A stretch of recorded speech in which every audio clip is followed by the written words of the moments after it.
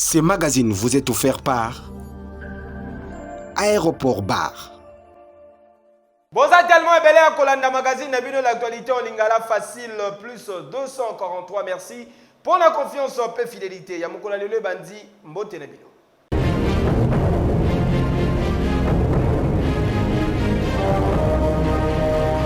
Projet de la finance exercice 2022 a déclaré recevable dans l'Assemblée nationale.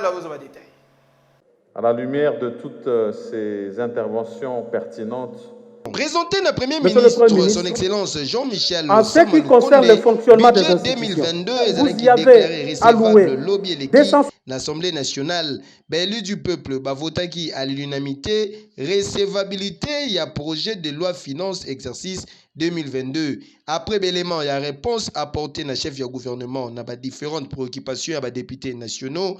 Nagoyoka Premier ministre a dit que le gouvernement ezali kozela kobakisa 2 milliards de plus pour na compte ya ba province pe ba entité territoriale décentralisée ba oyo bazali kocha également en œuvre programme ya gouvernement conformément à l'article 12 ya loi sur la finance publique. Ainsi donc projet yango etindami na commission Ecofin pour na ba étude approfondie pe bazali ko bénéficier na délai ya 15 jours pour na ko présenter l'assemblée plénière conclusion ya ba travaux oyo. Esengeli boye ba ke projet de loi finance exercice 2022 ezali chiffré na 10,3 milliards de dollars américains, soit augmentation ya 41,8% par rapport au budget 2021. Honorable Gracien Iranga a pesi ba détail après entretien ya caucus.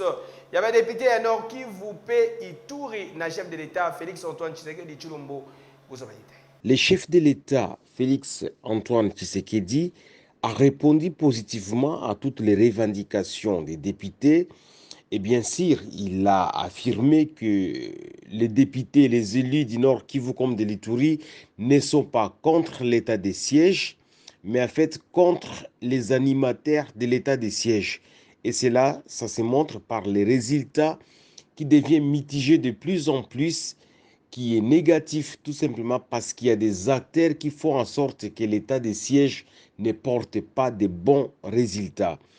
Les députés espèrent que toutes les résolutions de cette rencontre auront gain de cause, parce que le président Félix a une fois de plus réaffirmé son engagement pour la paix et la sécurité de la partie est de notre pays.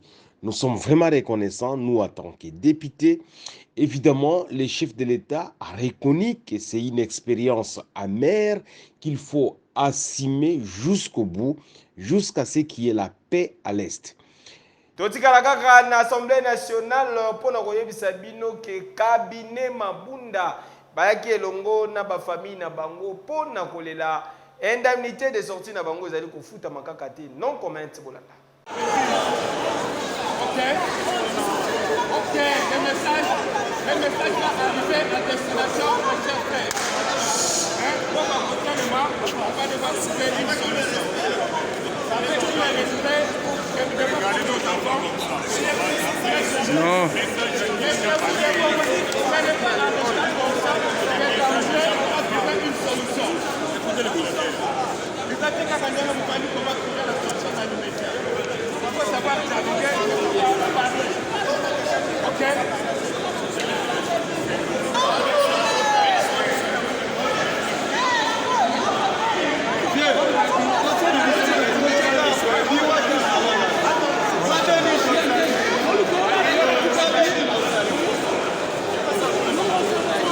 Lors de travaux, table ronde sur vaccination contre Covid-19 et gouverneur Yaoka Tanga a sali message acte et engagement pour lutter contre Covid-19 dans la province. Reportage.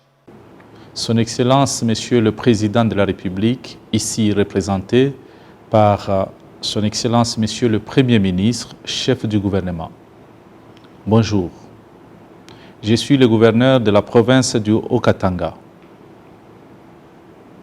Conscient que la pandémie a frappé notre économie, changé les habitudes de la population, a arraché à plusieurs l'affection des êtres chers, Je m'engage à continuer à faire respecter dans ma province les gestes barrières et toutes les mesures édictées par le gouvernement central dans la lutte contre le coronavirus. Je m'engage à contribuer à la sensibilisation contre le danger que représente le coronavirus et contre la désinformation.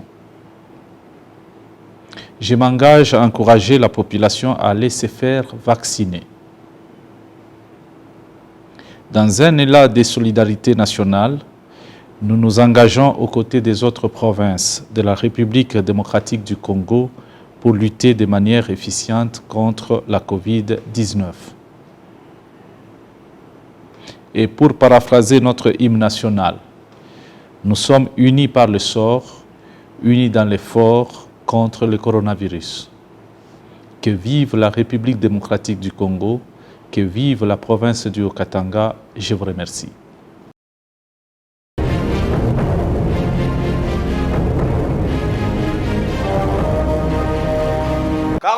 Ans d'existence ya bandeko ya OGFREM et les gars qui n'engeni Pichu Mulumba reportage. Déploiement de plateformes logistiques pour une assistance de proximité des thèmes qui choisis pour célébrer 41 ans d'existence ya OGFREM Lobieleki. Cérémonie et les gars qui toquent en présence ya gens cadres invités des marques, partenaires locaux, chargeurs, anciens mandataires, retraité pe batu ya ndenge na ndenge na occasion DG ya OGFREM Olivier Manzila Mutala atalisaki axe prioritaire ya vision managériale na ye pour l'année 2022. Nous sommes maintenant décidés à nous lancer vers des actions d'ampleur en ce qui concerne l'assistance aux chargeurs. C'est-à-dire nous allons nous lancer avec les constructions des plateformes logistiques à travers la République. Pour l'instant, comme vous savez, à notre partie sud-est de la République, à Kasumbalesa, nous avons un grand terrain de 62 hectares environ, où nous avons déjà eu à faire des clôtures pour la protection du site. Nous avons déjà compacté une bonne partie et nous allons nous lancer au bétonnage très bientôt pour permettre à ce que finalement nous puissions recevoir le truck pour éviter l'embouteillage qui est sur ce tronçon-là, mais aussi pour permettre à l'État congolais de maximiser ses recettes. Ezalaki pe occasion pour na bajon pe ba cadre ya ko réfléchir pour l'amélioration ya musala na bango pour un avenir meilleur ya République démocratique du Congo. Normalement et nous apportons ce que nous pouvons apporter à l'État congolais. Le GFREM est actuellement en très bonne santé et l'actuelle direction générale fonctionne normalement et efficacement aussi. Donc nous pouvons être contents. Et c'est un sentiment de plaisir et d'immense joie. Bako Sabino Tepo et les kaki kitoko n'ambiance ya kosakana te tolo bakaka avec impact paix idéologie. Kejo. 101er jour ya comité Chimpamba Ngamba Male na tête ya Transco Bajon pe ba cadre ba féliciter chef de l'État Félix Antoine Tshisekedi Tshilombo. Pichu Mulumba reportage. En tout cas, nous remercions le chef de l'État pour les 100 premiers jours du comité Chipambangambamalu à la tête de Transco. Et je pense que ça s'est fait et nous avons choisi une autre façon de fêter. Nous avons décidé de fêter en communion avec les agents ensemble parce que vous savez que ce comité de gestion a amené le social des agents à un niveau acceptablement humain. Et je pense que la démonstration a été faite avec cette marche de santé. Et nous remercions davantage le ministre qui a placé sa confiance à Maître Chief Chipambangambamalu. Il y a marche, il y a soutien, il y a comité de gestion, Oyo, et Woutina Maboko, il y a Mokonzi Mboka, Félix Antoine Tshisekedi Tshilombo, y compris le ministre de transport, Papa Wayoga qui collait dans Bisso moins de temps au Molaï. Nous continuons ce que nous avons fait. Totondi botondi mingi na tata mokonzi ya ekolo na biso. Totangi bongo kombo Fachi Béton. Son Excellence Monsieur le Président de la République Félix Antoine Tshisekedi Tshilombo. Sans le leadership de qui? Nde Premier ministre Sama Lukonde. Asimi maboko ya ministre Sheribente po abenda biso na tête ya Transco. Ya kolobe za nini? Soki kotonda bino botondi te.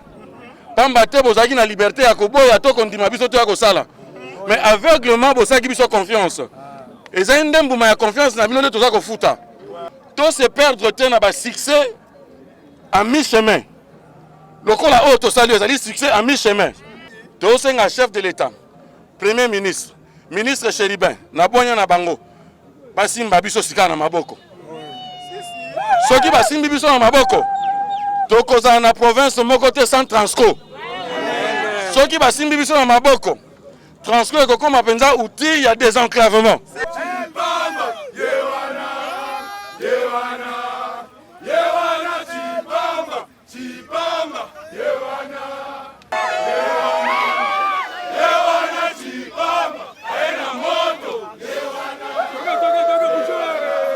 La police à commissariat Njilide bakangi ba disciple ya maréchal Chapelet tozali bongo na commune ya Njili. Charles Mabonzo reportage.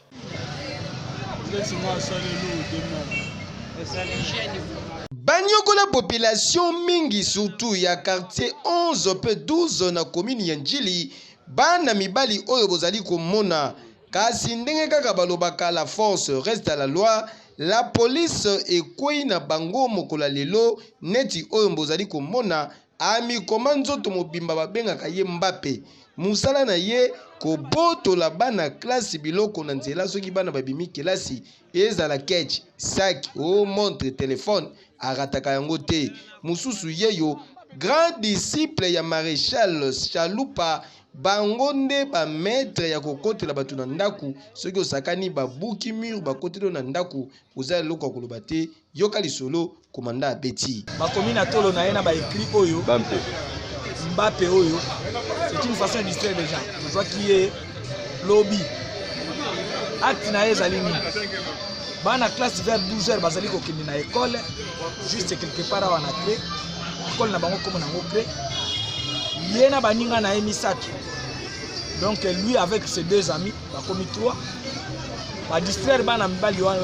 bana wana ya classe bazalaki bana 4 oyo abotoli bango oyo tokangi oyo abotoli bango $20 na téléphone bazalaki en uniforme oyo mosusu oyo disciple d'un certain Chalupa. Ces Chalupa là récidiviste de grands chemins arrêté plusieurs fois et envoyé en prison. Nous sommes surpris que azalaki na prison na bandeko na ye leki na ye café na mususu flash bazalaki bango nyonso na prison curieusement babimi oyo tokangi oyo il y a 2 jours sur avenue Boussila bakei ko buka bamiri ya bandako ya bato à la suite ya leader na bango Chalupa babuki ba clôture parce que bazali selon bango écrit à Chalupa on avait Chalupa donc un certain monsieur surnommé Chalupa bango babengaka ye maréchal azali na conflit na quartier 11 bakuluna ya 11 na ya 12 alors bango baye na quartier 11 sur l'avenue Boussila baye ko inquiéter kotoyo babuki bandako ya bato baklotire bandako ya bato nazali na ba plainte awa contre bango. Colonel bienvenu commandant ya district ya Changu musala kitoko boyende zalaka koba se kokoba batu oyo esengeli bakangama bachama maboko sérieusement bakende kanya makasi se kusala bilanga e anini.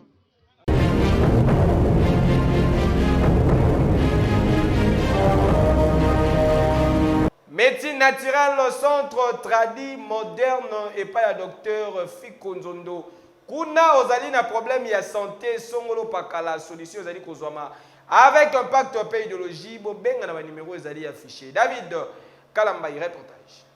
Ndeko nanga ya mwasi ndeko nanga mobali oza na problème ba tampon oza na problème ba bouton oza na problème ba tache oza na problème ya nduta vraiment to sali bino produit tozo benga toujours label produit toujours label ezali pona ko bongisa pona yo ngai moko nazali modèle o bongisa pona yo so ozana ba tache ozana ba cancer ozana ba nduta oyo wumeli yaka to kopesa solution pe to zuli bino ba recherche to sali to zuli bino produit tozo benga anana o to zuli yango ba mama pona ko bongisa taille na yo papa asepela mama yaka ko zo anana o eza ya pommade to sali pe na anana o eza ya purge. Vraiment, ils ont accompagné Nana, au social, 2 semaines les ébélés, maman aussi taille bien, formé bien, papa azo sepela, papa ba leli mingi, ba lobi docteur Fiko Nzondo, yo za lumière publique ba docteur, Lucas solution pour na biso ba papa, na Julie ba papa solution, il y a produit na biso tozo benga baoba massage homme, pour l'agrandissement ya nzoto na biso mibali ezala bien papa pe mama pe asepela yango nazo ko bengisa ba papa nyonso ba oba massage homme yango to sali bino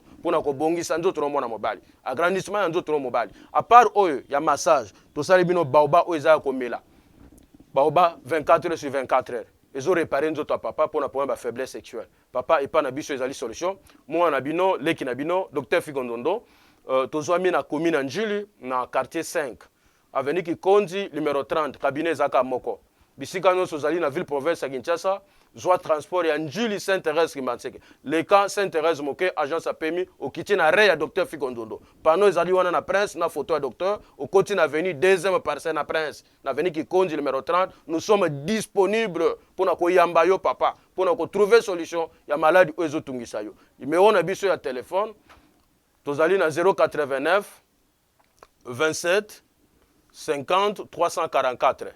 Nous avons insisté pour le numéro 089 27 50 344. Nous sommes disponibles pour nous payer sa solution. Il y a maladie aux autres. Merci.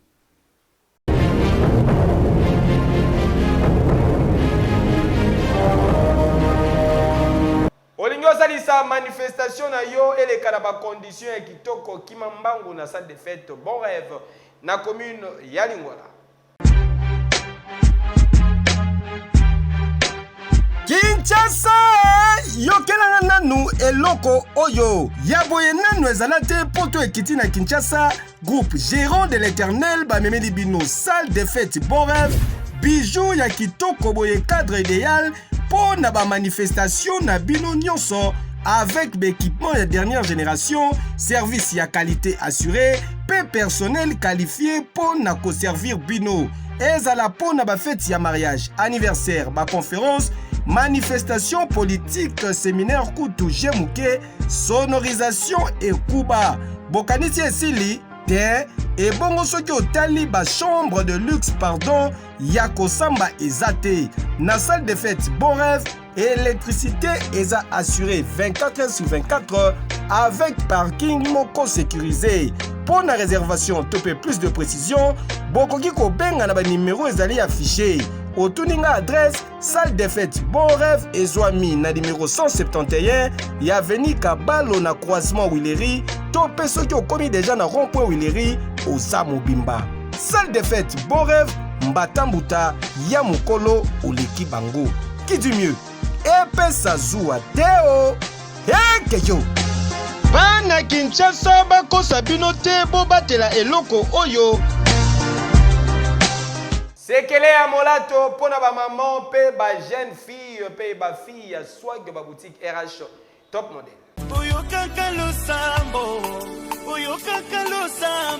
Kinshasa ba maman ya Congo Kinshasa pe Brazzaville boyebisa bango ke banvoiti te désormais pona kolata malamu ba boutique RH top model etiki ba porte na yango polele pona ko permettre bino bozo ba vêtements ya qualité bobanga te po awa bataille nyonso ezali ba pantalon ba robe simple ba robe ya soirée ya cérémonie ba chaussures ba sandales ma papa ba ketchi ya solo nyonso esengeli pona ba maman ba femme d'affaires ba jeune fille ya swag bokokuta yango na ba boutique RH top model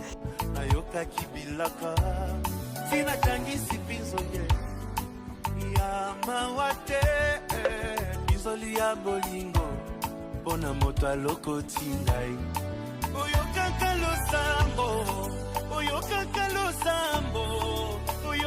losambo soki bataleli yo oyokaka losambo po mitungisa na bino te po ba boutique RH top model ebongiseli bino ba service ya livraison à domicile achat en ligne pe expédition na ba province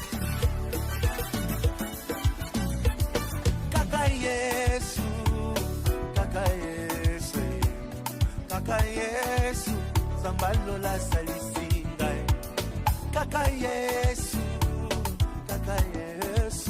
ouais kaka Yesu Zambalola salisi chante avec moi on y va Jésus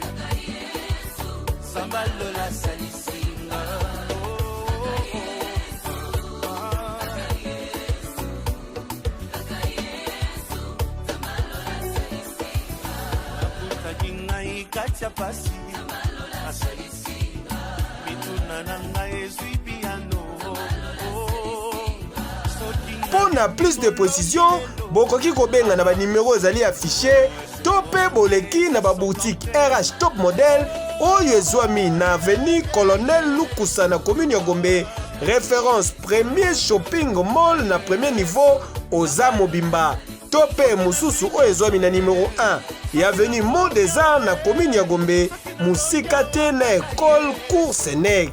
Kasi boboza na teke ba boutique RH Top Model ezali polele du lundi kino dimanche de 9h à 20h. Kasi dimanche na premier mall exceptionnellement de 13h à 19h. RH Top Model, vous rendre top, c'est notre devoir. Qui dit mieux? Hey, Kejo!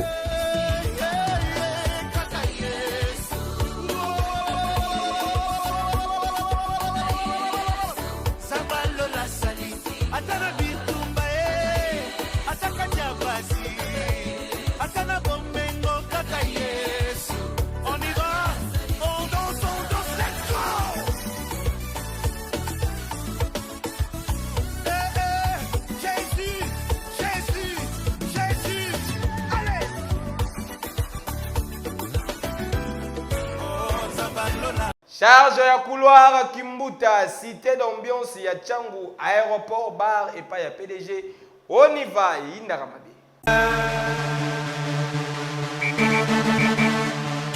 Eyindie na Kinshasa et Indakamabe, temple de l'ambiance ya Tchangu, aéroport bar Kimbuta, cadre idéal pour na ba divertissement na bino.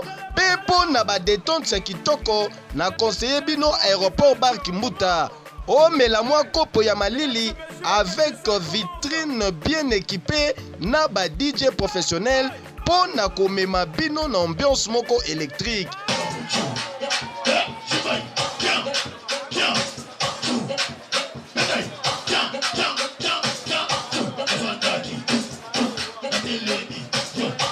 Et bongo ba installation hygiénique, zéro infection et senga kande boye ozo melane siga kitoko pe sécurité.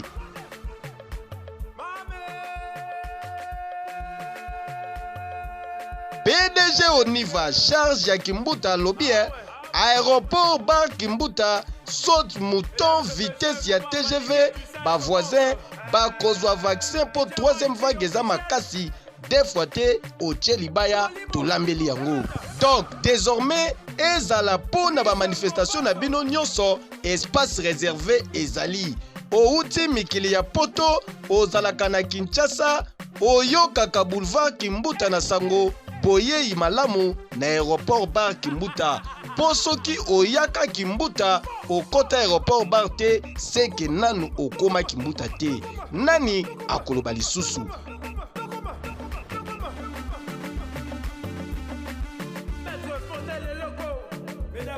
Aéroport bar Kimbuta Mbatambuta. Hey Kejo!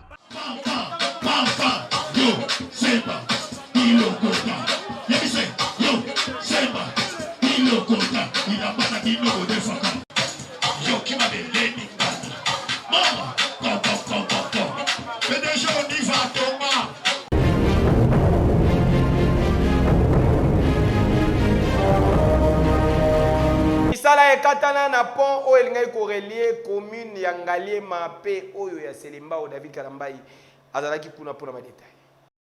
Ezalaka nini penza tozali awa entre commune ya Selembao pe ya Ngaliema bisika balingaki kosala pont pe nzela oyo korelie les deux communes na mopanzi oyo ti kobima route Landu Selembao. Kasi surprise ya mabe ezali ke misala ekatana depuis plus de 3 ans depuis période du gouverneur André Kimbuta Yango, entreprise Oyo Iron Sefu SRL nde babandaki kosala misala yango. Basundola yango tala ndenge projet ya pont etikala ba barre de fer basundola yango awa ezalaki ebele esilinde na koyiba ebongo bangien oyo bayaka nango yango moko mpe basundola bapneu nyonso ebima mopepe. Population bazoyeba te eza nini, yoka communication basalaki na micro ya David Kalambai. Liloba nanga eza nasengaka na bakonzi ya mboka basisela biso misala oyo esali ça fait le temps depuis babanda yango ti lelo tomona réalisation moko te esalama mpo bakonzi basala nayebi te eza nini mokolo société oyo avance fo mutabande osala nzela otomana tomona bachinois baye batali nzela na dege bango babandaki na nde basuki na nde bango bamonaki yango ti batali yango depuis bakenda ti lelo tobeti data ba 8 mois pan oyo sesili ede population kaluka na selembau mpo bakatisaka mpo ande tozalaka se mbula ebeti mai ya makele omona etondaka fort okatya te biso nde bato okatya bato so pesinga mwa 1000 francs na katiso na mai donc na bambula inondation makasi esalamaka ezalaki projet moko ya malamu biso tu tosepelaki na projet oyo ya nzela ya pont nzela oyo awa toza na kaluka toza na avenue Louis pont oyo projet nango eza ekende ti na direction ya avenue Landu babandaki na bango bien banda série gouverneur andeki mbuta azalaki na pouvoir yango ntango yango babandaki nzela pont tina ndenge ya longwa misala mpe katana ipare mbongo déjà bima mais bango bakonza likolo bazwa mbongo balia yenga efacilité biso kolongwa awa ti selembao à l'aise po kaluka donc tozaka na entrée moko soki nzelo esilaki donc toninga tokoma facilité ya de entrée donc nzela cimetière na nzela ya pont oyo elingi esunga biso makasi mais misala ekatana kaka boye basunga mutuka na bango yango ti lelo donc tomona kaka baingénieur baye bavisite bake baingénieur mpe bavisite bake donc tosenga na bakonzi batalaka famille na bango te batalaka bana na bango te donc fo batala biso population ezosouffrir na libaya oyo afa okaitisa foza na 100 fois 50 fois soki eza te fo oyo nyata mai wana eza microbe ebele babwakaka biloko kuna na hôpital ya sana donc eya bien te donc mai wana eza mpena salite donc faut babongisa biso nzela en plus bamapango eza na CCA donc badege esalema ebele soki mbula ebeti ya makasi fe kota bato tina bandako bana bazokufa donc eza fuma bien te donc l'état atalaka famille na ye te biso toa première famille na ye puisque bato abotama na bango bato bafotaka bango eza biso donc baya mpena baseso pont gouverneur na biso fongola motema na nzela oyo bayaki bien na misala sikoyo basali misala donc fallait basisela biso nzela biso kutu tosepelaki ke tokomi na nzela kaluka na selembao sikoyo tande bakati misala donc moye nzela esala esila eza te batike biso mutuka oyo ekoma nango échantillon donc tozosouffrir na nzela awa ekoma bitumba basoda babana ya pont babundaka mpona kokataka mpona 50 francs alors so batie biso babongisi biso nzela batie biso transport ezala bien ofuti mwa 500 oke selembao ke todistrictaka na bana oyo ya pont ezala bien te bana mai mpo kata nzela siko bana eta baolela bino ozosoutenir peuple te na kanuka nzela oyo soki esili président de la république mai pasi l'eau c'est la vie donc mai ya pompe biso toomela forage toyebaka depuis ba 1900 combien lelo oyo ndimi mpena ville ya capitale mpena biso tokomela kanuka mpena oyo esimi mpena eyaloko ya Tchangu. Ce que vous négligez peuple na bino pona nini 2023 libaya bokotie pa nani po biso nde bato ba président na bino to votaka bino po bino kotia libaya bobima toloba lisusu nini population elingi komona clair pona projet ya nzela oyo pourquoi misala ekatana mbongo ya leta ebima est-ce que balia yango est-ce que batu bakima na yango entreprise oyo ezalaka ya nani kokamwa Magazine d'actualité Lingala facile à Mokola Lelo et Komi Nasuka. Merci pour la confiance et fidélité. Rendez-vous et pesa Magabongo na New Standing Club. Lekisa week-end na malamu na commune ya Gombe pa bazali na restaurant ya kitoko oyo wapi bazali ko lamba ba plat ya ba cuisine nyonso lingi kokuta le big manager Oscar de la Rinta et puis mon vieux na benga le boss Richard Bamba 315 Avenue Syndicat na commune ya Gombe croisement station Kobil Avenue Flambeau oza mobimba oyo wapi Bamba tabaki tababa lukala mabele fils mani na préférable no mopesa merci na David Kalambai azalaki na sima ya kamera ba bébé Oui. Ce magazine vous a été offert par Aéroport Bar.